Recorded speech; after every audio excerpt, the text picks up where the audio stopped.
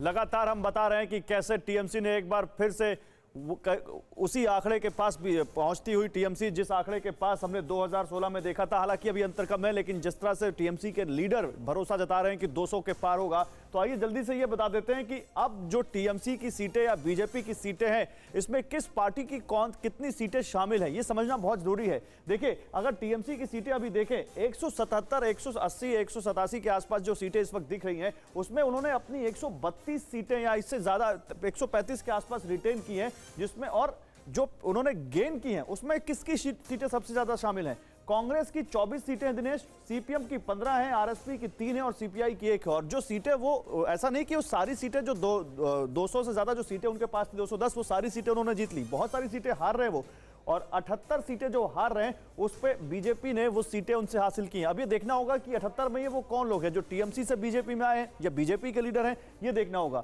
अब यही हाल अगर आप बीजेपी की तरफ जाएं, बीजेपी का देखें तो बीजेपी 3 सीटें थी, जिसमें से 2 सीटें उन्होंने रिटेन की हैं, और बाकी की जो बचे सीटें हैं उसमें दिनेश, उसमें से टीएमसी की वो जो मैंने बताया 78 तो है ही, कांग्रेस की 15, सीपीएम की 11 और जो गोरखा जनमुक्ति मोर्चा है उसकी, जो पिछली बार, क्योंकि गोरखा जनमुक्ति मोर्चा बीजेपी के साथ था, इस बार टीएमसी के साथ है, तो 2 सीटें वहां